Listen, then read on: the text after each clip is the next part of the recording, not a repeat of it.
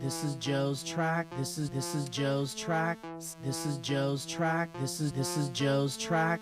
This is Joe's track. This is Joe's track. This is Joe's track. Turn this into an intro song for the Valleycast. I don't care what my parents say. I'm gonna do it with vigor. I don't care what my parents say. It's like epic rap battle. A little bit. Vigor. I don't care what my parents say. Drunk and stoned and a little hit by a car. Yeah. That. Do whatever you want with it. Do whatever you want with it. That's what that was they lovely. did. Thank you. That comes from Tony. Today's intro comes from Tony on SoundCloud. That's TOE space KNEE. Very, very clever. And on Reddit, he is Tony Mula. So thank you for that. We have the most talented fan base because we say, hey, here's an idea for a stupid thing you could do for the next intro, and a bunch of people will do it. Somebody did the sad, like, do a minor key of a song when we asked for that. It's amazing. And it happens immediately. Every time I'm like, well, no one's really going to do it. And then every time, very little someone pulls searching. through. Elliot, Thank you very much. Do you want to throw out a challenge for the next intro? Yeah, I would love for the next intro to, what would I like? I would like some kind of a... Ooh, think out of the box. Here we go. I got it. I don't know how out of the box this is, but I would love a, like, pop punk, like something that sounds like Blink-182's parents just got divorced, okay. but it's about the Valleyfolk. So some kind of like getting divorced. Yeah, you know, like what's that song? What is that song? So here's your holiday. Oh yeah, Hope you. Yeah, I would like that, but in the sound of like Steve and Elliot Lee. Be fun. I think you just made the intro. I think we're set. Yeah, you can take that. Yeah, challenge taken and accepted, and also finished. So we're can't good. wait. Now I definitely feel like it's not going to happen. So now my fingers are crossed. Hello, Hi, everybody. Hello, we did it together. Welcome to the Valleycast, the podcast that is put on by the Valleyfolk. This is a very special episode, Joe. It is. How are you feeling? I feel slightly weird. I feel slightly weird. Prior, I was slightly anxious, but now that I'm in it, I'm like, oh, it's fine. It's totally fine. Yeah, we're good. For those of you who aren't familiar, this is a podcast that we do typically with our good friends and business partners, Lee Newton and Steve Zaragoza, and we each bring a topic to the table and we discuss it. This is kind of an experimental episode because Lee and Steve are in New York City prepping for our sold-out show at the Bell House in Brooklyn. And by Sunday prepping, night. I mean they are roaming around New York and enjoying it. And so we're here, and I thought this would be an excellent opportunity to explore, talk about the Valleyfolk, talk about your experience, Joe, with it, your experience maybe in comparison to where you came from, what kind of year you've had. We're going to do kind of a year. Let's do a little one-on-one review together. A little one-on-one year in review. Try to be as honest and candid about it all as possible. Yes. Say all the dark secrets about Lee and Steve now that they're not here. Of course. And absolutely, I know you might be thinking, well, what about Lee and Steve's opinion? You know, it's just the two of you. How do we know what they have to say? And the answer is that it doesn't matter. Our opinion matters because we're the ones on this episode of the podcast. And they have their own opinions, and you can ask them. Yeah, and give them a call. Give them a call. Their numbers are 5. But we also want to say a big shout out, as always, to our patrons who fuel this. They fuel the company. They fuel everything. That's patreon.com/thevalleyfolk. Please come be a part of the family because we have some exciting announcements about it. Yes, we're so excited. We're going to get into this. We're going to get into a lot of stuff with Patreon probably in this conversation. But one of the things that's happening is the first episode of Uncanny Valley went up today. We're recording this on December 13th.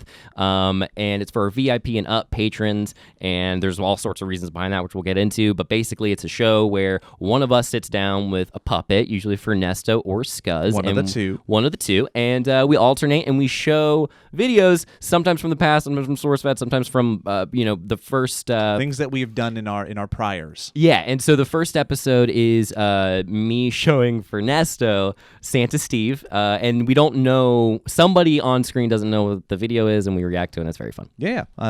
Spoilers. Nothing crazy. You had me react to a Brats and Bretta video, one of my old school favorites, and I didn't know that he was going to do that. When Elliot first pitched this show and that he wanted to do it, I went, what? Is it?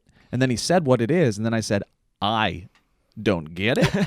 But from all of my learnings at SourceFed and my time at Smosh, I've always been somebody that encourages creativity, and I was just like, yeah, let's just do it. Let's make it. And once we made it, I fell in love with it. It's really cool. It's fun, and I'm excited to it's going to give me an excuse to learn how to edit more. It's kind of me because we don't have, a lot of employees, and so we have a wonderful Kevin, we have a wonderful Kate, but we don't want to drown them in everything. And I'm excited to learn how to edit because I don't know how to do any of that, and so So he's gonna learn. This is that. But anyway, yeah. So So anyway, there you go. Way to set the bar low with the quality that they can expect from the show. Yeah. Yeah. I don't know you how are to- welcome. I don't know how to edit it, but I'm gonna edit it Yep. for you. Please come support us on Patreon. Yeah, there's gonna be some editing mistakes, and I'm excited about it. So okay, Yeah, man. Well, real quick, speaking of support, let's just jump right in with this really quick. This episode is brought to you by MeUndies, our favorite sponsor. They're amazing. They've been with us from the start. They yes. really Oh, really? have- Are they like the? Yeah, they're like Cool. they're our original OGs of the Valleycast support system. And so, one, thank you to them, and two, if you guys have any last minute holiday shopping needs, these guys are perfect. They're the comfiest underwear any of us have ever worn.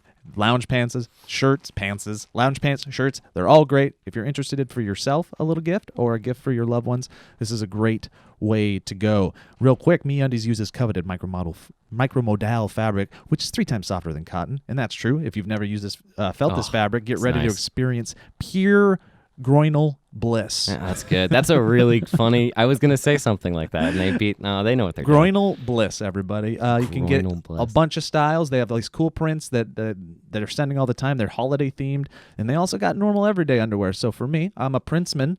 Elliot likes the solid color. I like solid and colors. we're wearing them folks. right now. Here, I'll pull mine out for you. Yeah. I think I've pulled these out before. These are not the only ones I wear, but I got the Star Wars prints.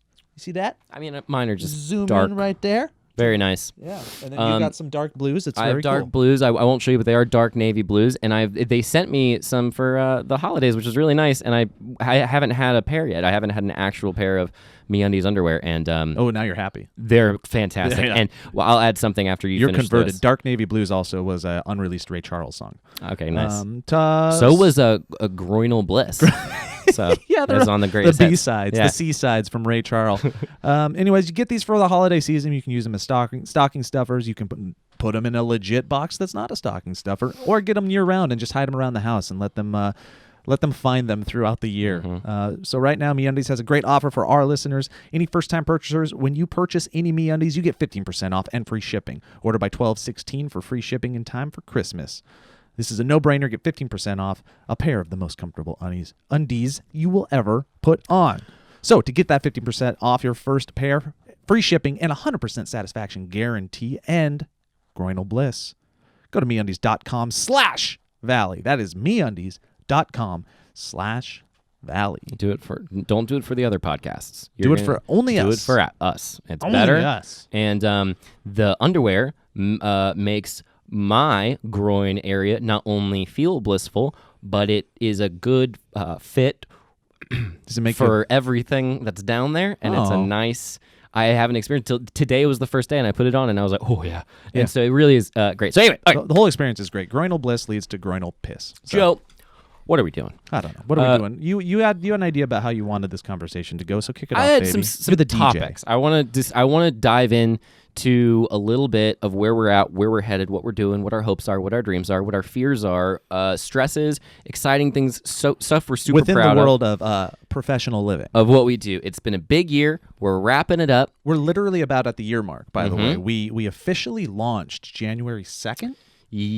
Well, I want Right? to say it's like 8th, wasn't it? The Was 8th? it? Okay, so the beginning of January we launched, but we were knee deep in discussions around this time. 6th. And we had shot like our first announcement video, scrapped that because it was crap. It was very bad. We looked at it and you could tell that we were nervous, we were angry, Tense, we yep. were tense. There was It our felt whole mantra. stupid. It our, felt like, Yeah. what are we doing? our whole mantra of friendship was steamrolled by our presence on screen Yeah. because there was nothing about friendship in that first video. No, it was. I mean, It was bad. you're over hating it a little bit, but it definitely was unusable. Yeah.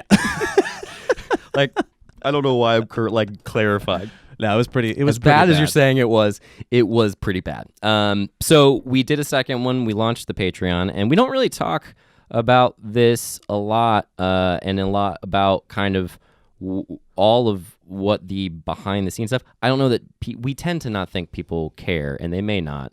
But I think it's an interesting I think discussion. there is a especially now. portion that does. I think Yep. there's a portion that cares about it in a friendship way. Like, I want to know how my friends got to where they wanted to be. I think there's a portion that cares about it on the creative side. Like, how did all this stuff come to be in the shows? And what are you guys doing to make sure that the funny survives? But then I think there is a really a big slice of people that want to know how the business side of it works. I've had a lot of questions about that, and I always answer with figuring it out. For those not Giving it a shot. listening or watching, Kate is holding her hand up.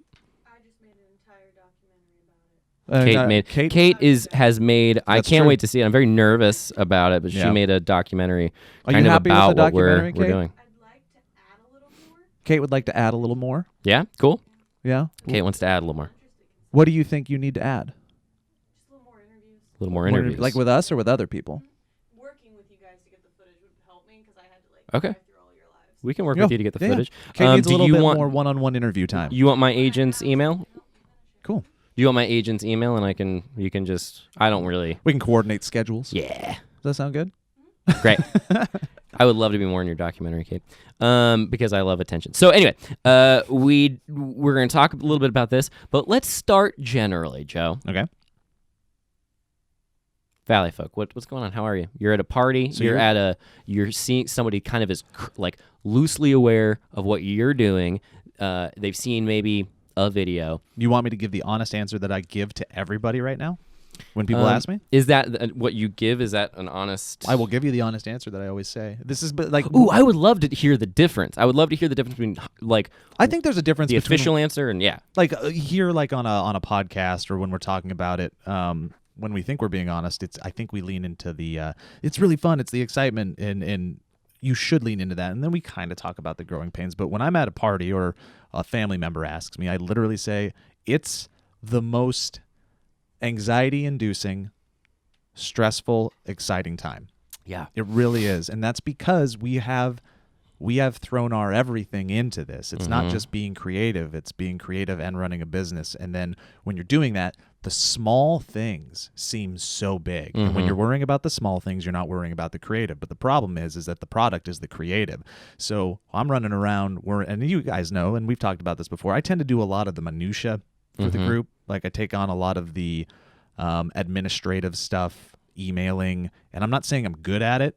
It's just I'm the one that'll do it. Well, you kind of are like the unofficial patriarch of the family of the Valleyfolk. Like when people, I mean, if it's the one thing I think that I outsource to you the most is anything to do with this, with the landlord, with any rent or like our neighbors here, like the office stuff. And you're just saying want it. nothing to do There's with all that stuff that we've never worried about before while approaching a creative endeavor before. Yeah. So it's stressful and excruciating at times because we just want to worry about being funny. We want to worry about making the best product and saying the dumbest thing on a couch and then like watching edits and stuff like that.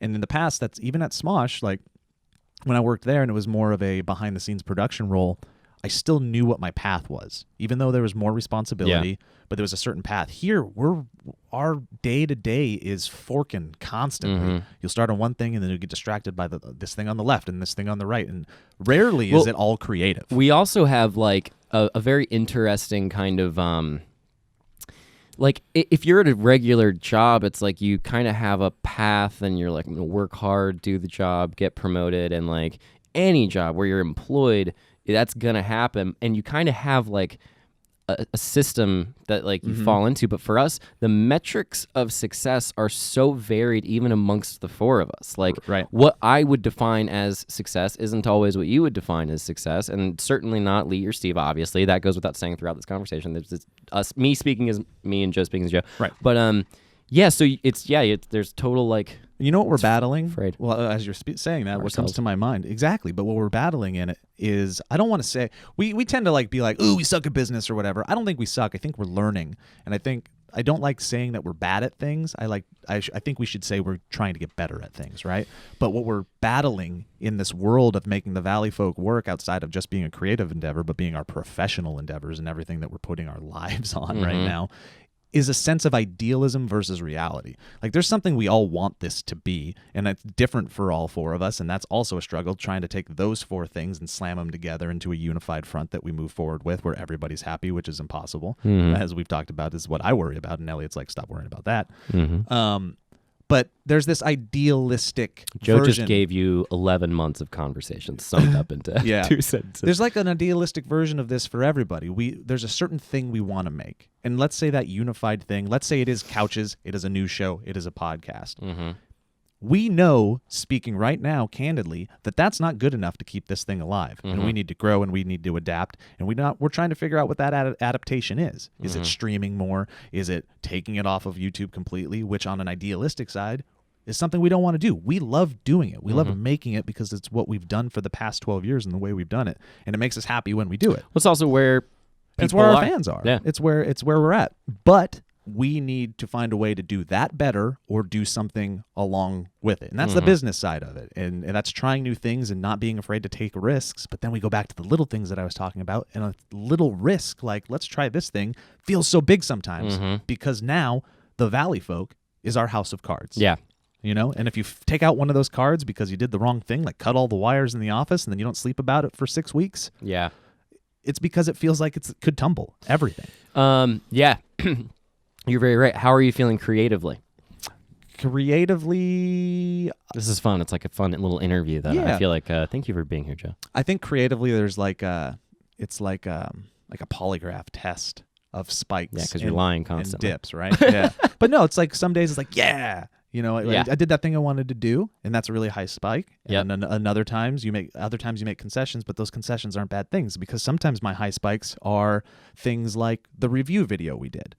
It was a high spike for me because it was Lee's idea, and I loved it, and we got to make it, and we all enjoyed making it. And then there was a little low spike after it because it didn't hit like we wanted it to, right? You put all your eggs into these little baskets at times, and sometimes the baskets drop, Yeah. right? But I was really happy we made it, and we're going to make more. You know, And we'll just thumb them better and title them better. but overall, I think I get my creative rocks off a lot on supporting you guys in making things, and that's how I've always kind of been. When I get to help make an Elliot idea and I can improve it or put myself into it in some way. Same with Steve, same with Lee.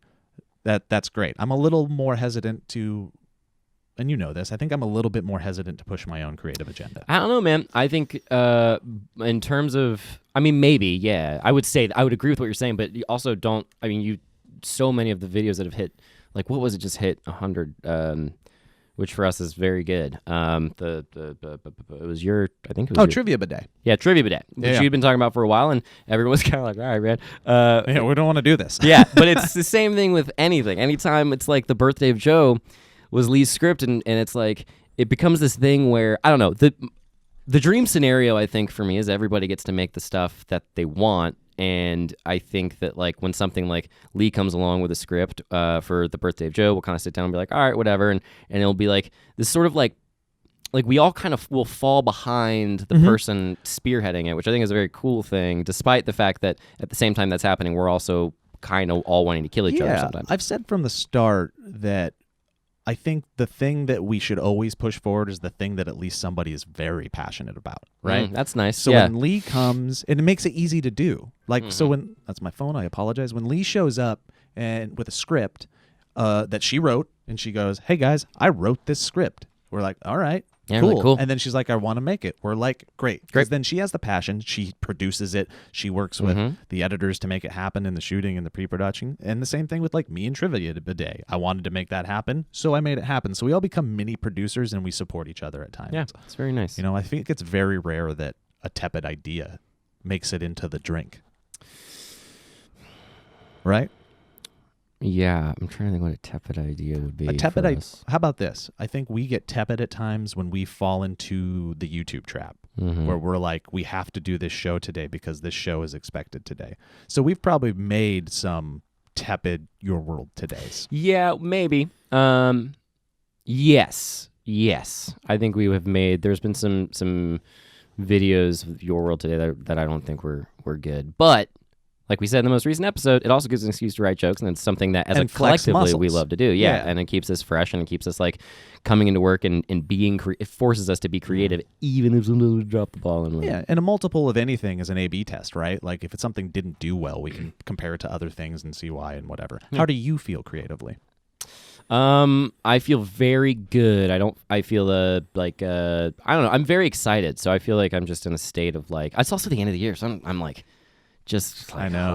Like I don't want to know. do a lot, but yeah, I feel really good. Dude, this has been the best. Like you said it perfectly. It's been when you said it's exciting and terrifying and all those things. I think it's this is far and away truly has been the best year of my life, and absolutely has been the most stressful and like, I mean, it was like not good. But I remember, dude, if you'd have told me a year ago that this would be happening now, I would be over the moon. Especially if you were like showing me some of the videos and the content that we're making and like the growth that we're seeing. I'm like, oh, thank God. But that feeling can go away like in a moment. If we see the Patreon start to dip, if we see this, then everything that this momentum that we have and this like excitement and the belief that I have in us as a group dwindles only because it's like, what if this all goes away immediately? And so there's almost like a shell-shocked kind of like, I'm afraid to step forward. And every time I have stepped forward in some way, it's been received incredibly well by both the patrons and the audience. I think that is true across the board. Like, but there is a sense of like I just, okay, like, should I do this? And can I still do this and all that stuff? And so I get, I get in my head and anxiety. I think we get in our heads because, again, House of Cards, we're very worried about growth. When you say House of Cards, do you mean the show? Or are you saying that we are built upon a house of I'm cards? saying everything is a house of cards. Like that's how I've always kind of described like professional and personal life. Like if one card got flicked out, if you feel like your foundation is supported by one thing, it's all everything connected. crumbles. I see. Yeah. But you don't mean House of Cards in the sense that it's like a fake facade. Guys, we weren't going to say anything, but we're going to announce it now. We got the rights to House of Cards. We did. Nobody wanted it. So we took it. Because that last season was trash. Don't at me. It was horrible. I can't believe they did that crap. So we're worried about growth so much that I feel like that keeps us from enjoying a lot of the milestones like we should have been enjoying them a lot of the time. Yeah. Because we're comparing ourselves, I think, to a past that wasn't fair. Of course. Was a SourceFed, which came like just skyrocketed. There was different types of support there. We had Phil, we had Google website backing was it. different, we had the website. So I think there's a subconscious comparison to that type of stuff. Just came from Smosh, and those numbers were ridiculous. So there's a subconscious comparison to that. So you have to formulate new goals and new goalposts to measure your success, right? Our growth, admittedly, on a YouTube level, hasn't been as fast as we would like it to be. True. So I think we worry about that a lot. Oh, but to get back to creativity, I am very proud and very happy with what we've done. And every time we release a Your Show, I think nobody's doing this. No. This is unique. No, we're the best. We're the best. I'm super proud of it. Like I'm proud of the format. I'm proud good. I'm proud of what we do with it. Yeah, we're really good with it. Yeah, the sketches are really funny. They're really fun. They're different. And They're they're weird. and they're different every week. Very irreverent. We haven't fallen into a pattern with it. Nope. The couch, to be honest, pulled back the curtain even more. We didn't want to do commentary again, Correct. but we knew we had there was a call for it. People wanted it. But I knew as a group we didn't want to sit on a couch like that all week, and we were worried about being comparisons and a nostalgia play and all that. Well, and sketch channels don't typically do super well on YouTube. Like if you're just a sketch group and you're making sketches, people aren't gonna. You might have one that pops every once in a while, but people want to see your faces. They want to see your personalities. Right. But even in regards to your show and our couch bits on your show, I now think that the couch bits on your show are so unique and different from the things that we did in the past. Oh, it's a totally different piece. I'm really proud of those too. Dude, it's the best. You know? I've stopped.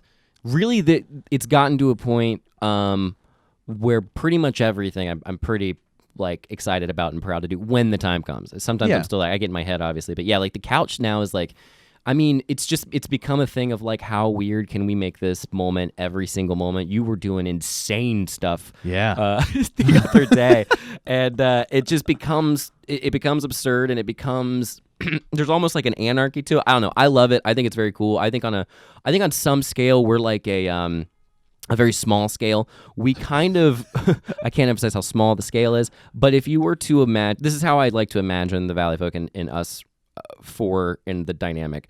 I think that like there's all these people that grew up watching like Superbad, and there's like the Seth Rogen kind of gang, and then there's like the Will Ferrell gang, and then there's like all these like kind of like friend groups that make funny stuff together, and they're all different styles. And I do think we are a very small like microcosm of a very unique style of comedy that I think, to talk in terms of comedy, like we're very like, we harp on that word a lot, but I also don't think it's limited to comedy. Like I think there's a lot of stuff that is down the pipeline that is so much more than that. Dude, Joe's birthday. Yeah, exactly. That wasn't a funny video. It wasn't. At all. It was. I mean, there were funny parts for Yeah, sure. for sure. You chuckled like there's like 4 solid chuckles in it, but yet that's Yeah. the kind of stuff where it's like, oh, this is what the potential is, and we just have to get there. But I think, yeah, the voice that we have collectively is something that I think, I don't know. If I didn't believe, what comforts me the most is that I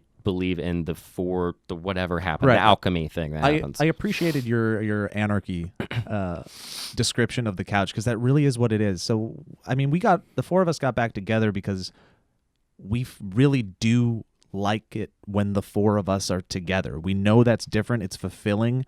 We can go into on in a second and then turn it off when we're done. We realize when we're supposed to be performing and when we're not, and there's something about that. There's something magical, and we enjoyed it a lot. But on that couch, when the 4 of us are just riffing and being ourselves, there's a synergy that occurs, but there is also anarchy. It is like we are nations that are in a pact, right? It's like NAFTA. Oh, wow. What a great way of putting Right? it. But every once in a while, somebody breaks off and drops a bomb and starts some anarchy and does their own thing, and then the others have to adapt. And then we just do, and then we come back to the pact. It's incredible. It's very strange and unique, and it's a lot of it's like a weird version of muscle memory. Like we can fall. There's moments where it'll be like we'll be doing something, and then when it's over, I'm like, I have no idea what just happened. Right. And then not just because I'm like high. Yeah, it'll also be because like I was in the moment and I don't know why we did what we did, but it's all very, very fun. And of course, when there's a good pact or whatever, there's a lot of people supporting that pact. So if you just saw the raw footage, you might be entertained. But we surrounded ourselves with a good team from the start, and they take our I'm going to use the word crap, but it's lovable crap, and they edit it into something perfect. If it's on the couch or if it's out doing an out yonder, Kate and Kevin take that stuff and they mold it into a wedding cake of beauty. Yeah. Yes. You hear that, Kate? You hear that compliment? You hear that, Kate Clement? She's writing it down. Yeah, I Sorry, real. I don't No, mean to- please. But I also Kevin and Kate, and we also incorporate some freelancers and friends that also know our voices and are very good at it. We've used Darren Girdner a lot. We've used Len. Dude, this whole everything we have is kind of Ryan Faroki. The love of others has boosted the quality of what we put out exponentially. I mean, like the logo, my brother did. Aaron Andy Massey helped that us did, out a lot. Aaron Massey. I mean, it's amazing. Good people who I think also a part of them is like, okay, we believe in you and you guys are going to do something. And so it's a very nice, like, affirming thing when something like that happens because people put so much effort. Speaking of the team thing, something and I won't go into a lot of details, but part of the Uncanny Valley thing and like being like, okay, this is for the VIPs and up and all that stuff. The reason that we're kind of making a push, I think, to pump up the Patreon in addition to kind of making internal shifts potentially is and would be, in my opinion, a solution. And this is my opinion solely, so please don't take this as a statement on officially of the Valleyfolk, but getting back to us as a core group of talent, like I think all we are right now is just a little throttled by the adult stuff, and I think that the business stuff is what is in my dream scenario. We are a group of 4 people who sole job is to support each other's comedy, to make each other laugh, and to make the content that we want to make, which is why I'm excited for 2019, and I think that we potentially there's 3 things I'm very excited about 2019, specifically involving the Valleyfolk, but one of them involves bringing on someone who would act as a sort of producer, somebody to kind of have our backs. Yeah. Because that's part of it too. We don't have anybody who is watching our backs. We don't have representation. We don't have, we don't have, we have our lovely business strategist folks, and we have that kind of stuff. We have the infrastructure stuff. Right. But in terms of talent, in terms of being like, how do you get your vision out there? We're looking for a Hydra. We're looking for a 3-headed beast that can come in and produce, tell us where to be, because we're a bunch of creatives and sometimes our discipline can be off kilter, be somewhat of a boss figure, but that person is also kind of worrying about the day-to-day business stuff and worrying about the emails and making connections and helping us grow. It's like we have gutters in our brains filled with leaves of admin and how do we take care of it? How do we do this? Are we doing the right thing? And if we had somebody who'd come in and clear out those gutters would instead be filled with the joyous, clean rain of creativity. And I think it would produce a higher quantity of content and a higher quality of content. Yeah. And that's what I'm excited about. So we're trying to addition find to that chimera. that human that has a little bit of everything, because it's a small business scenario. It is a small business scenario, Joe, and I'm very excited about 2019. You know how excited I am about 2019? No, I don't. Why don't you tell me how it's Joe, we got good stuff happening. Oh, it's gonna be good. It's gonna be good. It is gonna be very good. I know I know we. Here's something I want to talk about. You and I argue pretty regularly. Yeah, but it's not like knockdown, drag out type of arguments. But and even if it is, it's I think never knockdown. We disagree beautifully. Yes. How about that? We've talked about this before, and we found out at SourceFed when we got in a sizable disagreement about something, and it was something as simple as, here's how I feel, here's how I feel, cool. And then we moved on. I remember that moment you were laying on the ground in the editing room, very early days of SourceFed, and it was like the moment that you have with someone where you realize that you can freely communicate and not feel like they don't respect your opinion or aren't hearing you. And I appreciate that you and I can disagree and come from different angles, and it's a nice thing. And we piss each other off sometimes as well. You have recently pissed me off. I've recently pissed you off, and what we'll do... What did I do to piss you off? What did I do? You can say. I don't think I'd be stepping out of bounds, and then you tell me what I do. Okay. When you argue, you intellectually dismiss people at times. Sure. And then it makes it very hard to counter argue with you. That's what happened. Yeah, I also roll my eyes sometimes, which is really you bad. physically condescend. That's the worst. In the moment. That's what I'm least proud of, in addition to stuff we can get into later. But so that's the worst that we ever get, and then we're smart enough to where we'll walk away for a second, and then we'll come back and just be like, okay, here's what I said, here's what you said. Good. Okay, cool. Now then we find the beautiful nugget and we move on with it. Yeah. I think what it boils down to, here's what my theory is. I think I tend to be okay at recognizing, eventually I can get pretty quickly. I'll get there to the point where I'm like, oh, okay, I'm wrong. But you don't like doing it in the moment because Elliot doesn't like to lose. Well, I don't like to lose, and especially the gap is closing for sure. There are some people who go through life and they never recognize it. But I think that also, if I do think something is right, or the right way to go because of X, Y, and Z, data, whatever. You get very logical. I get this is what it is. This is objective, and I'm like, let's do this. And then if it's wrong, we'll correct it. And so then, unfortunately, I get frustrated because Yeah. But now what do I do? And now I want to know so I can learn. But that's the thing. I should say that, yes, you will do that, but you also did what you said. There's self-reflection and enough self-awareness that you will correct course. Yeah. Or if you don't correct course, you'll say, I was shitty about this part of it. Mm-hmm. Yeah. I mean, I've been an asshole enough times to not be shocked when it happens. Yeah, I was going through that right now. Actually, I'm realizing I was in therapy yesterday. I was like, well, you did this, and this. And I was like, shit, you got me again, therapist guy. No, it was bad. He high fives his assistant right in front of you. Yeah, got him. Yeah, you've been in here listening. You're not the whole supposed time? to be in here, sir. Mm-hmm. He's like, well, now you have to pay 2 rates. Yeah. Speaking of rates, this is Bud Light. It's a first-rate beer, and it's a prop. So please don't judge me for drinking. It's just a prop. It was bought as a prop, and now it's in the fridge. Now it's a prop in your belly. I don't know, man. I mean, we piss each other off all the time. I think you come from a place that's a little bit more caution-based. That's true. For good reasons. I think I'm afraid to take risks sometimes, and that slows us down. I don't have that, and but I do have fears as well, and so I think that's where the thing happens. You know what's so interesting? Which is good. Yeah, it's interesting because the station that is us. This is a Bill and Ted's Bogus Journey reference. My caution comes from my personal life, and your risks, I think, come from your personal life because it really does, right? Because I support this family. I'm the one with the kids. We've talked about it a little bit, but my wife is sick, and I've got to support that. And that is constantly on my mind. Yeah. So my house of cards is now directly connected to my profession. And it's like, if I mess this up, then that messes that up. And then, oh boy, right? So I do. Which also affects creativity and being able to be fun, and lighthearted. So I think that's where my caution comes from a bit.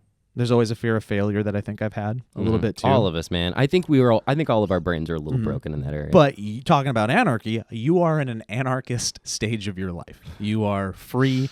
You are on your own. You spent many years, childhood up until nowish, I think with a very rigid structure Yeah. around you, right? Yeah. Then maybe you weren't allowed to take risks or the risks were different.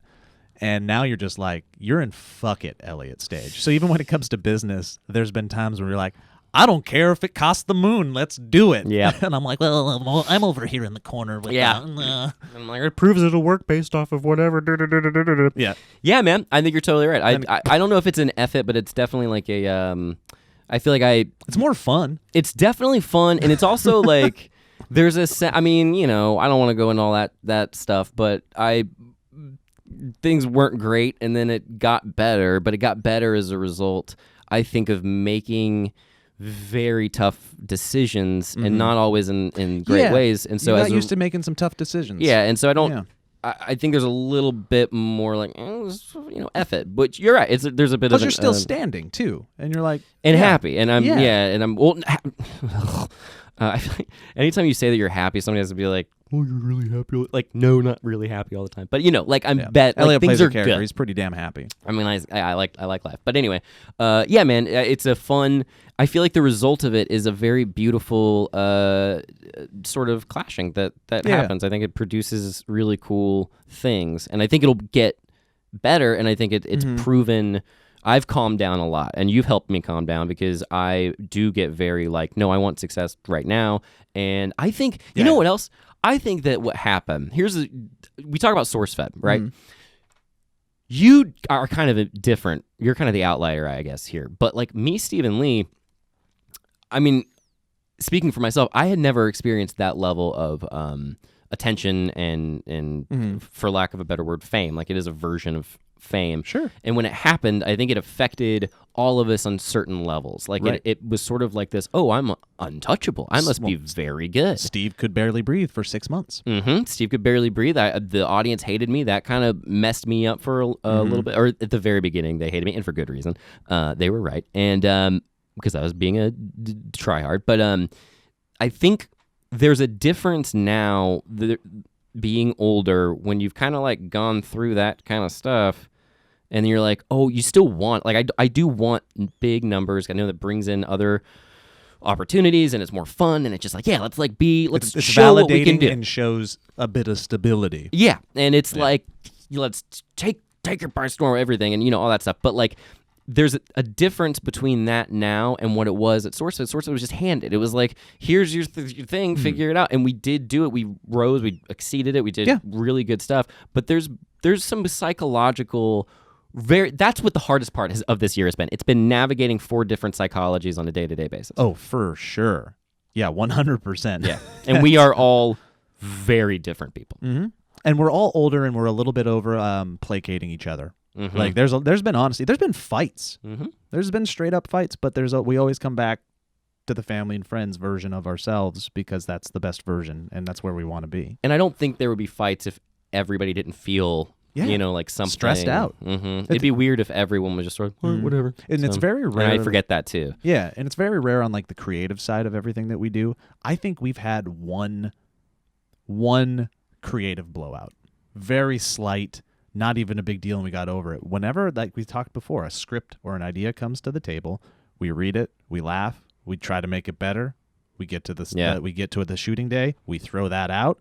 We screw around, we make it better, and then our post team makes it awesome. Yeah. And it's a process. That's it's great. a very cool process that we've sort of fallen into. I don't know, man. I'm excited. I think it's been a year of it feels like how I think it should feel. We're still, and that's what I've talked about with you a bunch, is that we're growing. It's not as fast as we want to be, but at least it's still going up, and it takes some time. It takes some time, yeah. It does. It definitely takes time. We're getting there, and we have outside things. We all do our, to compensate for whatever is not happening here. Here's a question for you: what are your aspirations for? Actually, you know what? I'm gonna ask this question after Elliot does this ad read. Ooh, I can't wait to dive into this. This is going to be super fun. Guys, listen, let me tell you a little something about something. Let me tell you something.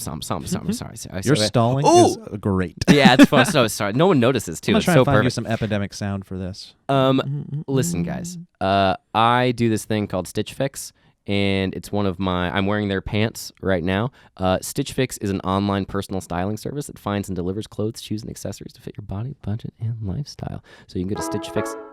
Oh, perfect, yeah. I don't know if it's perfect, but you're I like it. gonna roll with it.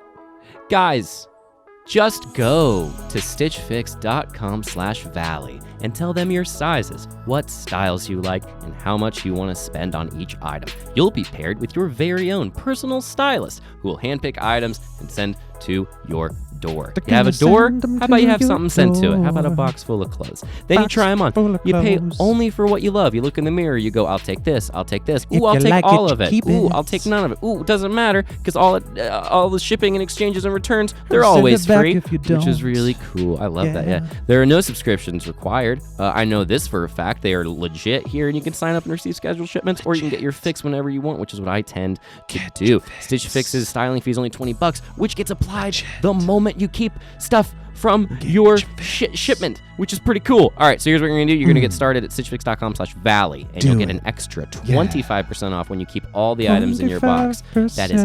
stitchfix.com/valley. Get started today. Stitchfix.com. Yeah. /valley. Get started today. That actually, I think that track worked out pretty well. That was nice. Yeah, thank you for choosing it. That's pretty good. That's pretty good. Okay, so question for you. Back to you. What are your dreams, personal? And again, this is on you. You don't have. This is you. This is you. You don't have to worry about all of us. Mm-hmm. What are your dreams for Valleyfolk in the near future? Valleyfolk. What do you want it to be? What things where do you want it to go? What projects are you hoping you can bring to the table, or we can somehow find a life in? It's just all I want to do is a film. That's it. And I want to have monetary and numerical success. So you want to do a film? Like your basket right now is filled with a bunch of eggs that wants to write a script and have the Valleyfolk somehow do a film while somehow keeping this alive. Yeah, and I think film is exactly. And I think film is a sort of a representative example of the general idea of what I think we could do. I think we could make something very right. Cool. We all grew up wanting to make movies. Yeah, and it's kind of TV. like we all. I mean, the point of this. I mean, the company itself was, in my mind, romantically to be like, this is how we make stuff. Like I felt like at the end of in 2016, 2017, there was so much like. I was like, how do you crack the formula of being successful? What do you do? What's the path? And I was like, none of this works anymore. Like I was doing like stand-up. I love stand-up. But one of the things about stand-up that people get trapped in is they're like, well, you go to the Comedy Store. You do that every night. You do that where you come to the door, man. Right. And there's like these little fake paths that people pretend. There's no path anymore. And I think that like rather than run from that, I feel like this company is a way of embracing that and going, all right, we can, if we truly want to create, if we're truly artists and we truly believe that we have something in us that is of value that can entertain people, why not just start making it? And when you make it, I do think it's like you make it and they come and that's the joy. And I agree with that. And I think that's kind of the kernel, the heart of where your frustration starts sometimes. And I think we've talked about that is that you are prepared and primed to shoot for the moon right away. You're like, why haven't we made the movie yet?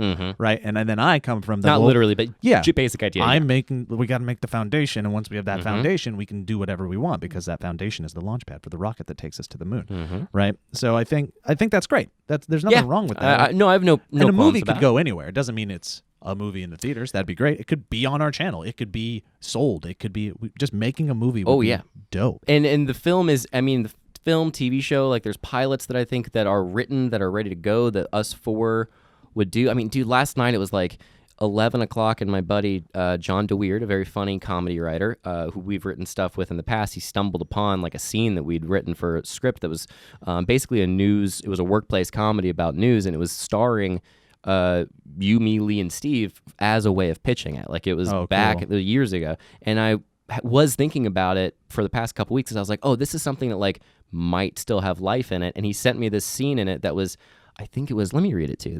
Please bring it up. Bring it up. Maybe you won't think it's funny at all. But you're right. I'll be completely candid with you in my review. Yes. Of your spur of the moment presentation. He said, found this screenshot on my phone and it made me do a full LOL. So the story of the sitcom was you and Lee played happily divorced news anchors who pretended to be together to keep your small town fame alive. So basically you get along. I like it. But you are, and then I think I think you are a sex addict as Oh wait, well. yeah. You've told me about this. Yeah, This is great. it's really funny. And Yeah. and so then there's this scene where basically the guy, the executive producer of the news channel, dies or kills himself in a funny way.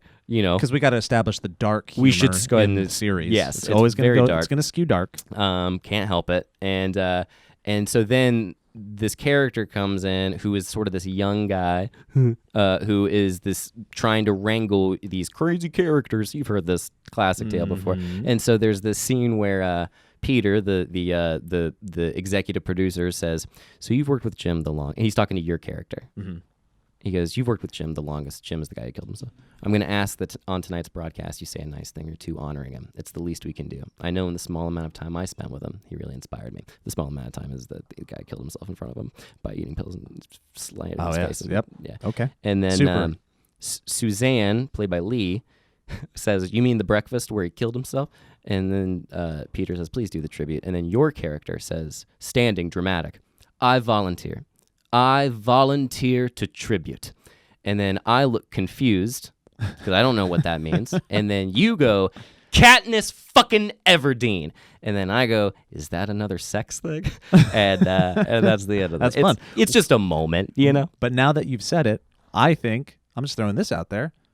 Let's make that scene. Great, let's make it. Let's just make it here. I thought about that too. I was like, good. why don't we just start doing like I was thinking about like the term web series is something that makes me want to jump off a cliff, but like we could create samples of things and little Let's just pitches do and it that here. kind of thing. Yeah, man. That's really That'd cool. be fun. It'll be nice. But anyway, all that stuff. I think mainstream success is obviously a huge thing for all of us. But also, it's just like I want a good YouTube channel. Like I want a solid foundation. I still think that there is like the phrase I heard recently was "gold in them hills," which is a nice. Oh yeah, Golden Demdar Hills. Yeah, I think that there's.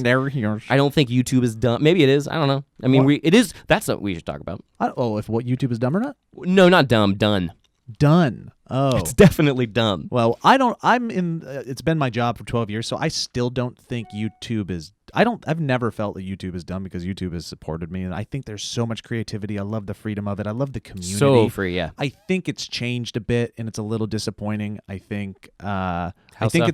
I think it's primarily a young person's platform now, which I think is another thing that speaks about our growth a little bit. Is that again, we don't like to harp on it, but we're a little bit older, and I think our fan base is a little bit older, and I don't think they're spending as much time on this platform. And if you look at what's trending and you look at what's growing, it's for a younger audience, Which and is by design by YouTube, right? I mean, they I kind of think made so, that but bed. think about how it came about. YouTube was this counterculture thing that came around, and the people that were first watching it, I think, were college students and maybe some high schoolers. Those are the ones that discovered it, and it was like punk rock. So they're the ones that were. This is what they were doing when their parents weren't watching. Right? Yeah. And then it skewed up a little bit, and then these people started to grow up, and then YouTube started to spread and become a little bit more well known, right? And these initial people that were utilizing the platform have become parents, and a lot of these parents You're talking about yourself right now. just put Oh, the YouTube kids, on yeah. for their kids, right? Yeah. So YouTube became the old television. People used to put on cartoons for their kids. So YouTube has been a babysitter for a certain generation for quite a while, and while at the same time being the cool kids. YouTube was still the cool kids. So as a kid, you'd be like, I want to see what these people are doing over there. So it started to skew younger and younger, and that's kind of where I think the base is now. That's not bad. That's what pop music is for the most part. Like it just is what it is. But it makes it harder, I think, for a certain type of content to thrive. Yeah, Right? yeah, that makes sense. That's an ignorant thing to say if you're not considering all the educational channels which thrive and do well. So I think there's pockets. It is kind of what it is, right? There's pockets of success. You just have to find it, and it's hard to find the pocket. It really is. Do you feel like an outsider in the YouTube world? Do you feel like a YouTuber? I still feel like a YouTuber, but I feel like YouTuber Generation 1 that got to be a part of Generation 2. But that's just my personal That feeling. is, yeah, that might be yeah, I don't like that part. I know why, and I'm not disagreeing. I just hate that aspect of the whole thing. Like I just think I it's don't think different. I don't think we're that old, but I also know I'm coming from the place of single, no kids, youngest of the group. So maybe I just am not that old, but I don't know. I think the best days are ahead. Yeah, I'm not saying that with any type of foreboding. Yeah. I just think it's okay to acknowledge that my existence within it is different. Yeah. And that's fine. It's weathered. it's like you're not impressed anymore. Like even if we have a video that hits really well, none of us are like we don't. Oh, I get pretty excited these days. Well, I now do.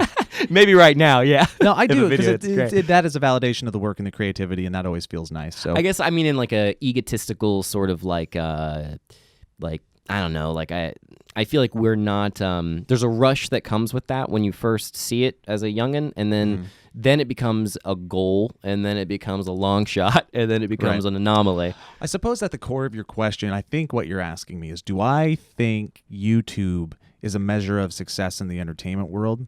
And I think it is. And I don't need to make a mainstream movie. I don't need to make a television show to validate my life or the choices that I've made. I have felt successful. I have felt supported in my endeavors, and I feel like I've done some cool things that nobody else has ever done. Yeah. I also feel like I've made more than most people in mainstream entertainment. I've done so much crap. Dude, it's insane. We were talking to somebody recently, but it was like, when you go through your Barats and Barata, and then SourceFed, and then Smosh, and now this, I don't know of anybody else who would be more of like a YouTube MVP. Oh, like thank you. You're very That's very kind. No, and I think it's an objective fact, and the amount of content that you've made and continue to make is it's a ridiculous amount. It's a lot. It's sometimes I wake up and I go, I'm tired. I guess I'm tired. I guess my question was coming from like I don't know. I don't feel part of. I don't feel part of the YouTube I don't think we're mainstream YouTube world. We're like punk rock YouTube on YouTube. Yeah. Like we're very different. We're on the outskirts. And that's not a bad thing because we're proving that you can make something with that. Yeah. And that's okay. And that's the coolest thing. And again, these educational That's the channels, rebellious thing that we right? still are. When people are like, this is like old school YouTube, I think in some ways I'm like, well, yeah, but it's also like new and fresh and the best stuff we've ever done. But at the same time, I think what they're also saying is it's old school YouTube in the sense of we just don't give a shit. We're being idealistic. I mean, we do, but we don't. You know what? It's the not having to follow a path is so interesting now, not just on YouTube, but in entertainment in general, like you were saying, because you brought up stand-up. And one of the things that was just announced this morning by Mike is that his stand-up show, the thing that he got tired of doing everybody else's thing, and he started doing that crowd work show, was started out at a small theater, and now it's at the freaking Hollywood Improv. Yeah, I mean, Mike took... That's so cool. Mike, later this, I forget what time, July or something like that, I kind of took a conscious step back from stand-up, and then Mike just went full bore, and as a result, he has, I mean, we just did the show in San Francisco, and it was super fun. Even though it was a crowd work show, and it was weird, because everybody always knows my stories. It's hard to do crowd work when they've already been worked. You heard this one, and we talked about it. Say that one crowd work bit you do. Yeah, and it's like, which is, anyway. So anyway, yeah, I think that he's killing it. Like, he just went, and he also went and did... We can talk a lot about the rebellious natures, and we can talk about like paths to follow and like the marks to hit. But what Mike did in the world of stand-up is work his ass off. Yeah, he did so hard, yes, and it's he did. like that will also get you some version of success, hopefully. But yeah, I mean, hard work, man. Hard work, inconsistency. Perseverance. Yeah. I went through a thing where I was like, after about halfway through the year, where I was like, what? Okay, so the end of last year, I did a video on my channel where I was like, I'm going to do a second hour of stand-up, I'm going to do college shows, I'm going to start a company. And I was like, it was one of those things where it was like, I don't know, I'm going to make a video and maybe this will happen or maybe it won't. But it was one, I don't want to do that. I hate doing that when people are like, I'm going to do this, this, and this. And it's like a way of making themselves do it, Right. It's like more of a checklist. Well, that's what you did, and then you did it. I did it, did all of it, which was beautiful. Yeah. It was I hope so you cool. high-fived yourself. That's insane what you just, that list that you just said is life-changing. It was for a big, people. big one. It was a big one. Yeah. And I looked back and I was sort of like, oh, well, now I don't know what to do. And so I sort of have been like letting the brain simmer a little bit. But yeah, that's, which is sort of gotten, we talked about this, but I was thinking to like getting into education, getting into what other interests I have. What interests do you have outside? You had something to say, though. I'm kind of... Oh, well, no. You know what? We'll go into that interest on the outside and what I think is the awesome that we could go into in the new year as well. But... after I talk about Box of Awesome, segue! Let's see if this theme is good. Let's see if this fits. Epic adventure theme. Yeah, I like it. Oh, this is very good. This is perfect for this. Here, guys. the product. When you're constantly on the go, grinding away at the office or hanging out with friends, there's not much to think about in upgrading your style or your apartment. And that's why there's Box of Awesome from Bespoke Post every month. These guys are scouting for quality and unique products to send in each box, and now you can experience too at boxofawesome.com. Here's what they do. It's really sweet. They send you themed packages of just cool stuff that ups your style. It's like plus 11 points in the style category. For instance, there's the Churchill box, which Elliot just got, which had a bunch of unique cigars. It had a awesome reclaimed wood ashtray. It has so cool. Oh man, it has a candle. The candle. to And create the some candle goes atmosphere. in the ashtray when you're. I smoked cigars last night. I smoked the cigars in the Were they ashtray. good? Oh my god, it was amazing. I bet the ashtray. 2 different flavors. Two different flavors. Felt like a real boy. What flavors were in that box, Elliot? Of the cigars. Yeah. Mild and not as subtle. Oh, there you go. Mhm. Boom. Churchill. Get your Churchill on. There's also an alchemy box, which is really cool, which is just you can upgrade your home bar with pro-level cocktail wares. Ooh, it's so good. Let's see, what do they got in here? They got the Boston Shaker. They got the bar spoon with muddler, Japanese-style jigger, Hawthorne strainer, slow crafted bitters. But anyways, they got all of these cool boxes. A lot for men. They even have a her section on the site, so check that out. Oh, I didn't know that. Cool. Yeah, it's really cool. So treat yourself this holiday season, or outside of the holiday season. Why not? To get started, visit boxofawesome.com and answer a few short questions that will help them get a feel for the boxes that'll best go with your style. Whether you're in search of the perfect drink, a well-kept pad, or jet-setting in style, Bespoke Post improves your life one box at a time. Oh, the music is done, so I'll go back to normal talking. Each box goes for under 50 Get really serious at the end. There we go. That's Christmassy. Let me turn this. Steve's not here, everybody. We're figuring it out. Turn the Christmas song off. All right. Each box goes for under $50, but has more than $70 worth of unique gear waiting inside for you. The first of each month, you'll receive an email with your box of details. You'll have 5 days to change the colors and sizes or add extra goodies to your box. If you're not feeling that month's box, skip it, dog. From barrel aging kits to limited edition cigars, we talked about that. Weekender bags to classy DOP kits, Bespoke Post offers essential goods and guidance for the modern man or woman. Man, dude, this is 3 for 3 on ads where I'm just like, these have all changed my life. Yeah. To receive 20% off your first subscription box, go to boxofawesome.com and enter the code Valleycast at checkout. That's boxofawesome.com, code Valleycast for 20% off your first box. Bespoke Post themed boxes for guys that give a damn. Boom. Moving on. It is perfect bachelor stuff, too. Right. It's just Yeah. like that, like, yeah. I got it. Now I'm a man. Everything Everything is dark and mahogany. So cool. It makes me feel cool. It makes me feel like a cool person. Okay. Speaking of awesome, going into the new year. Yes. Here's what I think.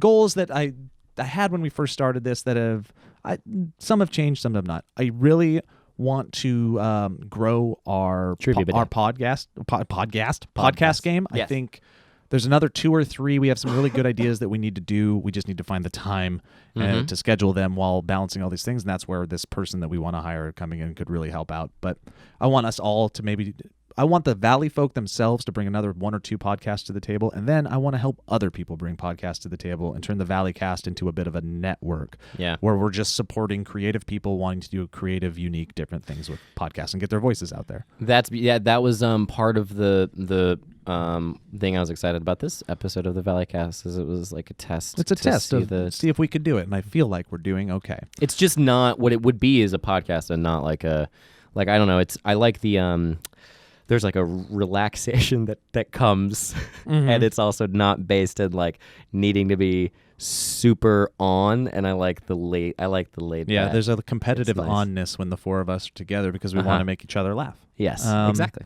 So I want to do that. I want to grow out certain ideas that we have. I really do truly think that Trivia Bidet could be our hot ones, and we'll bring guests in and do fun competitions or interview styles with that. And I think it'd be really funny and different and unique and very Valleyfolk. We've been working on to bring on some sponsors for that. It could be awesome. I want to merchandise some of our games. I want to take the movie game, kind of build it up a little bit more, make it a little bit more of a robust idea, and I want to turn that into a card game, Cool. like the Valleyfolk's first card game, and I want to send that out because I think it's really good. It is really good, and people will love that game. I don't think it's the most unique idea because people have played that. That's what makes it before, work. But we will give our unique version of it. Oh, people have played that game? I've never sure. heard of like, it. yeah, I don't think it's. I think they might have. Yeah, I think it's been Oh. around. People have played versions of it, right? Cool. Um, For those of you who aren't familiar, if you haven't seen it, here's an example. A boy gets left behind while his family goes to New York, and he has to, or when his family goes to Christmas, and he has to protect his Lone on the Ranger. I'm not good at the game.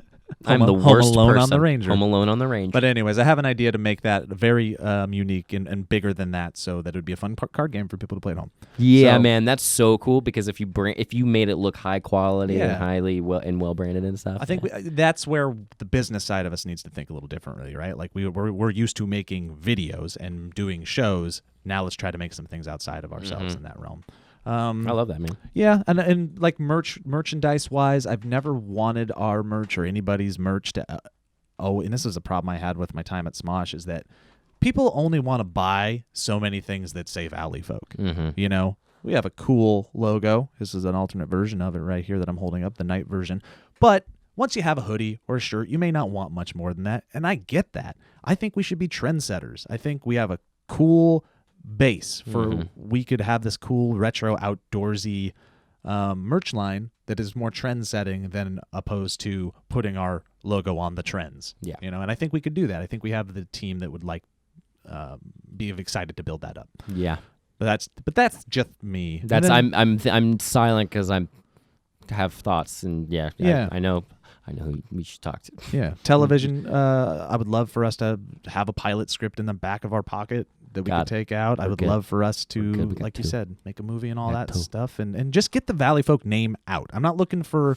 I mean, it'd be great to have this this rocket into success, but as long as we're going to shoot for that, but as long as we're still continuing on an upward trajectory, that will feel good. Yeah. You know.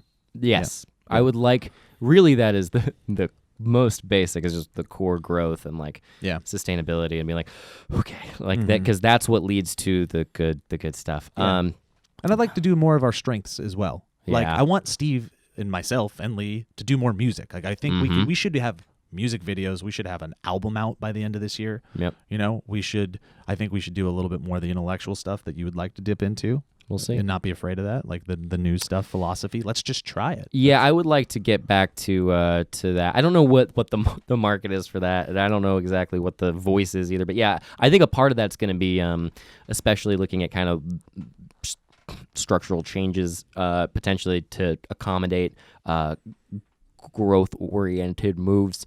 Part of that is me being like, oh, I think I'm going to try to start making videos again on my channel, but it's been a long time that I You tried get home and filming. you're tired, man. Tired, and then even if I'm not tired, I filmed one more. I tried it literally over 10 times, and I got the footage, and it was fine, and it looked good, it looked fine, and I was just like, what am I doing? Like, it was just totally. It was the first time that in a year that I've talked directly to a camera and been like, "Hey guys, it's me, Elliot. What's up, Hey, bro?" Elliot, would you say hello to Mr. Second Guessing? Yeah, you've never done that. Never. You've never Oh, looked at no. a camera and been like, Oh no, not really. not as like a. This Very- is Joe. This is my life. Not really. I'm gonna turn the sound Yeah, off on this. Because Ooh, okay, what are we at, Kate? You're at an hour and 3 minutes. Hour and 3. Okay, cool. Then I have one more thing that I would like to Please, yeah. discuss because we're talking about the business and moves in the future and stuff like that. This is a legit one, and we've complained about this a little bit before, but this is for real. Another thing that we want to do in the next year is stream. We have, because we realize that there's a future there for us. YouTube is different. It's a different beast. You're playing the algorithm, but there's something about streaming, and we're not saying a video game. We will do video games probably because there's a casualness to that on Twitch that is very alluring, and we're pretty fun when we do it. But we also want to break Twitch. We have a lot of ideas that would be more performance-based in a live setting, and we want to move towards that. real-time improv shows, Right. kind of. And or we sketch haven't shows, because straight up, we don't have internet in our office. We have like one up, one down speed. We've tried to hack everything. We have went to every competitor in the area. No dice. We've went to Spectrum, who is in the area. It'll cost us $50K to get internet, actual internet, real internet installed in this building. So it's a no-go. And just so you're clear, that was not what we were told. under the impression. That Which is is part of it. I feel like people are going to hear that and they're like, "Didn't you check?" And we it's make like, well, rookie mistakes. Yes. And there was a rookie mistake, but it wasn't the biggest rookie mistake. We hacked the internet through a SIM card and through Verizon and their assurances, and we paid more for internet last month than we did for rent on the building, and that was a bad month. So this that was is a very, very, very bad month. This is a legit growing pain, and we've made it work by going over to Steve's. Bless his heart. Most employees of most places wouldn't let the company infiltrate their house to do anything, but he's let us stream there. But it's not what we want to do. We want to get here early in the mornings and stream for 2 hours and kind of use that as a warm-up to get the creative juices flowing for the day, spend some time on the platform with the fans. Remind ourselves that this is fun. Yep, do some things and build streaming the way it needs to be built, which is constant, which is a lot. But we can put that into our day, but we haven't had a chance to do it. So that is something that we are shooting for in the new year. And in saying that, we don't know if this is going to be our home much longer. Yeah. So we might be on a journey. Yes, we might be on a journey, which means with journeys goes money. And and so that, I guess, is the Which final. we have to. That's the risk. This is the biggest risk we That need would be to the take. one where, it would be like, well, this is a no-brainer. And this isn't a guarantee. It's a painful no-brainer. We're looking. This has become our home. We've made do, and there's a lot of things that we like about it. And if we have to stay here, we're going to find a way to make it work as best as possible. But we're looking. Despite that, there is not a day that I'm not incredibly proud when I open the door. Like it's there's our home. something. Yeah, it's a very beautiful thing. I feel very in case the seriousness of this podcast is I don't want to deter anybody or give the impression that it's not lost how cool all of this still is and how insane it all is, because I feel like it's because of the Patreon and because of the support of people who I think get what we do, I get to go to work every day and I get to walk into this office, and I love getting here early and I love staying late sometimes, not really, and but I love getting here early in the morning. It's freezing, and I make coffee. You make coffee, and it's just I don't know. It's beautiful. It's our this thing. It is already a dream come true, and this year has been a dream come true. And I feel like anything that we're talking about is adding to that dream. And we want stability. You especially, it's that dampens the sort of romantic notion that I might be able to have, because I can walk in and be like, yeah, this is great. But at the same time, and it is great. That's for sure. And it is great, especially because look, the Rome is falling a little bit in this in the digital industry. for sure. Everyone, and not even views, but AdSense companies. and company. I mean, dude, you got out right before the door was man. And that's not the only one. All of these multi-channel networks and digital companies that have put their chances and their fates on the back of internet, YouTube-based content have kind of fallen in the last year. And it's scary and it's sad. We're surrounded by a bunch of people that are looking for homes and trying to figure out what their next steps are. And, we're trying to support them as best we can, and at the same time realizing how fortunate we are that we're getting to do this. And that's not lost on us. Yeah, it's not lost to the point that I'm I don't, and this is just my personal stuff, but there's a part of me that's I don't deserve this. This is, I was I don't know, it was the other night, and it was related to this job, but I was telling you about it a little bit, but I was at my home, and Peter was there. Peter's my roommate, and we did a podcast together called Fundamentals. But anyway, Fundamentalists. Check it out. Great plug, Elliot. But we had some people over. Tongue don't go back. Tongue don't go back. Tongue don't go back. back. Oh, I miss Stephen Lee. I love doing this, but of course I miss him. So anyway, but I was there, and I was I got home 2 hours. Oh, it was the day that you gave me the stuff that I ate that didn't go well, that I put in my mouth, and not to spoil it, but guys, it's not that it wasn't a sex thing. Okay, it was a oh, it does sound like a sex thing. thing what I just said. Yeah, you put your in my mouth. And, it didn't go well. It didn't go well. But You went to the hospital. I was game to try a thing that I Oh, get ready. underestimated the power Get of, ready. and it wiped me out. I talked about it on my Instagram story. I've already talked about Yeah. it. I was given chewing tobacco, and I was like, "This will be fine," and I was like, "It'll be fine. My stomach can handle anything." And Man. I have not experienced. It was like my spirit was taken. This from is me. my gesticulation version of what happened to you that day. Don't forget the high. Yeah, the high was Oh. really. Oh! Just Yep. dead. Nothing. dead. Vomiting, horrible stuff. And somebody like in my DMs was like, "Dude, you vomit constantly. Like, stop vomiting." Stop vomiting. I was like, it kind of Okay. true. But anyway, so I felt sick, went home. Even that was such a fun day. You guys were all so sweet about everything. And then I was with Pete. I was having friends over, and I was like, I get to go to work tomorrow and like make funny. And I was like, what happened? How did this happen? Yeah. And I know it's a ton of work and it's super stressful. Man, thank you to everybody. I wish I could. I can't convey without getting emotional. I'm not gonna do that. Thank yous to everybody, our patrons, our wonderful production support staff here, all the friends and family that have supported us along the way. So let's end this on a super high note. Yes. Because like you said, it felt like there was a lot of complaining, but it was more being real about it all. It's a high number, but we can rattle through it. 5. What are 5 favorite things you've done or made this year with the Valleyfolk? What are 5 moments that just stick out to you? You don't have to Well, elaborate. the birthday of Joe is far and away sort of, I think, our calling card right now. I mean, it captures, I think, most things. It's very good. The Don't mean to toot second my own horn, episode- but Oh, you did great, that's dude. a toot sound. I think I told you, I think it's the best thing you've like acting. Oh, thanks. Your acting was so good at the turkey. I actually watched the whole thing this morning.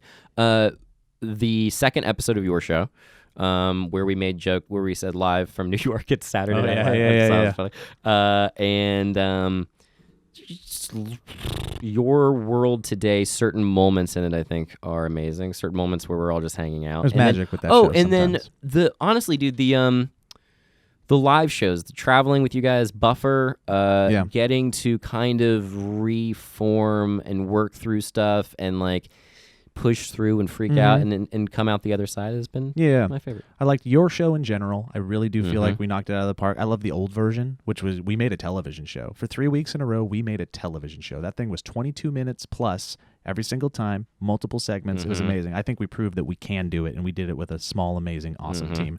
But I love what it is now, too. Your show across the board makes me happy. It was every week. It does prove that that we can be like, all right, and like make it happen. It was different. It's different. It's wacky. It's crazy. It's heartfelt at times. I love it. Buffer Festival, loved it. I loved going up to Toronto and experiencing not just watching our stuff on the big screen, but also that experience was a hearkening back to, I feel like, just focusing on the creation as opposed to the creator. And I've talked about that before. I liked that. I feel like all of these... Oh, what a nice way to put it. Yeah, all Did these you say that or did they say that? I said that. All these people They came should steal that. together, and it was about the art this time. Other than VidCon is wonderful. Love it, but it's not about the art. It's about the people. It's about the creator. It's about the personality, and that's what most YouTube events are now. This was us sitting in a theater and watching what people made, and it was great. And it was like, Yeah, we're not, because sometimes we can have egos and we're like, we're doing the best stuff, and then we watch some of that stuff and we're like, the music video category blew me out of the water. I left inspired because of that, and the city was beautiful. We had a great karaoke night. It was amazing. I loved that. Made love with Nicholas Hamilton a lot. Constantly. Yeah. What a wonderful, wonderful man. Who is now a man. He's a man now. He's a man. He's a man. Just clarify to make the joke that I just said. Sticking on the travel bug, I loved Arizona. We sold out a comedy club months after coming back together, and that isn't because of us. That's a testament to the people that are supporting us and willing to travel and willing to be there. It's never not a shock though. Like dude, if it's Buffer at the end and we go down and there's like, do you remember like there were a lot of people, a lot of creators at Buffer, and it seemed like, and I could be wrong, there was a substantial amount of people that were there, viewers and fans to see us and meet us, and it still is sort of like, I don't know, I think collectively I don't know collectively, but I think you and I tend to be like, oh my, like it's still shocking. Oh, every time. Every single time. And it was shocking in Arizona when we went to karaoke and we had a wonderful night. These karaoke nights, and we're hoping to have one in New York this weekend, they might be the overall favorite. They are so much fun. Dude, we're hyping them up to the point now that we're gonna start getting banned from karaoke. But I was thinking about it, and I was like, because I told somebody that on the Patreon, they were like, are you gonna whatever? And I was like, yeah. I was like, we might go to karaoke after it. And then I was doing the math, and I was like, that's about 400 people. Yeah, they're not all going to show up. Think about every time we've went somewhere, some people show up. Yeah, this is a big one though, right? I mean, this Maybe. is like We'll find out. Stay tuned. let's we'll be careful. Let's be careful not to tweet it out. And then Something. I guess the other two, I'll just throw out some specific videos. I still think one of the most creative, like we did a very internet-y thing, was cake while eating cake. I love that video. Yes. Singing cake while eating cake was spurned from birthed or spored. Spawned. Yeah, spawned from a live stream. Yeah. It's one of those like beautiful full circle things. We're playing a dumb game at Steve's house. Dude, like the second thing we did was 3 Tims and a Tina, where I Yeah. played a war veteran who was testing out the scents of candles. which is awesome. There's no way that company's not going to be successful. It was awesome. We're going to be huge. So cake eating cake, I love. It's just it's Yeah. so good, and I like that we're like I was. You edited that, didn't you? Yeah, I edited that Man, one. you did a great job. 35-year-old man doing that still. It's great. I Yeah. love that. And there's a childlike sense that I love. And then I Play. Yeah, you Yeah. like the play. You're really good at injecting play into moments that might otherwise become very structural and very like, this is what it needs to be. which we do have some, which we Mm-hmm. tend to almost fall in sometimes. And then I like movie game. I love movie game, and I love Yep. trivia bidet. I think these are ideas that could become something. Movie game, trivia bidet, any of these things that you're a savant when it comes to these kind of strange ideas that are us in front of a camera doing something. Like it's so simple, but you will add your own twist. It's like I think a result of being on YouTube for 75 years, but it ends up being like the stuff that unfortunately if we didn't have it, we would be in a much worse place, because you're adding the thing that like I think is sort of YouTube, like it's the bread and butter. I think. Well, Your show's the bread and butter, but you know what I mean. it harkens to the platform that we're on, but And it's our spin on it, which is so cool. That's what that's you're our doing. rules that we always do. Yeah. A spin. It harkens to Shoot water up our butt. Yeah, it was real good. You should Yeah. watch it. But the late night television is starting to do this stuff. Like I feel Mm-hmm. like our team could go and work at a Kimmel and help add great ideas to Yeah. something like that. Support a staff like that, or become and be that ourselves. We could do a late night show. Yeah, I agree with that. And also something that I think is really interesting. I'm going to throw this out. I know we're going to wrap up and all that stuff. I read this. Did you read the New York Times? I think it was New York Times article of Ellen, or maybe it was New York. She's about to go do stand up again or something. Her special comes out this month. It's called Relatable, but basically, like, you hear these kind of like rumors about Ellen, and Yeah. she doesn't have a reputation of being cuddles and Oh, fluffy. really? Yeah, she's has a reputation of being kind of hard, which I don't care or mind necessarily, but it's about this whole article. It's like an expose on. You should read it. It's fascinating because she's basically talking about being stuck in a kind of like cookie cuttery, sugary host mentality. Oh, she wants more. And she wants more. And so she's doing this special where, and the writer of the piece is like, even in her, this show's called Relatable, and the joke is that she's making, she made $87.5 million last year or something like that. So Yeah. like the joke is that she's not relatable, but she also is trying to be like a little bit more raw and a little bit more dark and a little bit like she's swearing, but she's still incorporating some of the daytime stuff. But I've heard this Evil Ellen. Evil Ellen, yeah. I wonder. I don't know. I look at people like that and the trajectory that they go on, and I'm like, what version of that is what is our version of when we all go, what shell are we breaking out of? And I feel like what's the next thing? yeah, and I feel like a lot of what adds to the couch is a certain universal desire for all of us to break out of whatever shell that we have found ourselves in. At least that's my like mentality. Where I'm just like, just do weird stuff and stop, get out of your head a little bit. But anyway, Which you have. it's- You've done a lot of awesome weird stuff that's very sweet. recently. It's been really fun to watch. Yeah, I'm enjoying it a lot. I feel like I'm re-entering silliness a little bit, but yeah, man, it's cool. But definitely read the Ellen piece, and Yeah, I'm going to. the late night hosts and that whole world is such a cool thing for Cool. me, and it's very Yeah, inspiring. me too. and you It's alluring. There's a part of me that's like, I think I could do very well in that world. Mhm. I think I could help a team there do some really Oh, cool interesting. stuff. You could host it, man, Or host it or whatever. I just feel like I could do it. Yeah, I could have you see it. energy you could wise. do it. I would have destroyed it at 25. I wonder what it's like entering that world when you're older. Nah, you'd be even better now. Maybe You're calmer. You're more collected. Sleep all the time. I just want to Mhm. sleep. But those shows are shot in the daytime, so we're good. Yep, there you go. I think that's it. What a good conversation. This is nice, Joe. Kate, was that good? What did you think of that? Is there any questions that you would have asked that we should have answered? I was gonna ask the same thing, Joe. Excellent prompt. Was there anything that you were like, they should talk about this, or did we nail it? What's that? No, just in general, if we're being all candid about this company. Is there anything that has a curse upon? We good? Okay, Kate says we're good. Nothing everybody. popped into your head. No. Ask some of my exact interview questions. Oh, there you go. Just use this Oh, really? podcast. Okay, we're not going to do an interview with Kate now. Yep, we did it. Kate, you can just take our audio from She's this. got everything she needs from this. Okay, again, thank you to everybody listening to this. Thank you to everybody that watches all our stuff. Thank you, If yes. you want to support us and help us grow, go to patreon.com/thevalleyfolk. There's a lot of cool things. We have a new exclusive show there. We post bloopers. There's discounts for merch. We're actually building that out, and that feels nice too. We're trying to get better at that. Delivering on the stuff, Yep, which feels good. We're trying to get better at our Patreon game, and I do feel like it's worth your time to go there. A lot of the stuff is on YouTube, but there's a lot of really cool behind the scenes and exclusive stuff on the the Patreon bloopers as well. Yeah, so good. All right, thank you guys so much. Thank you, Joe. Thank you, Kate. Yeah, man. Bye-bye.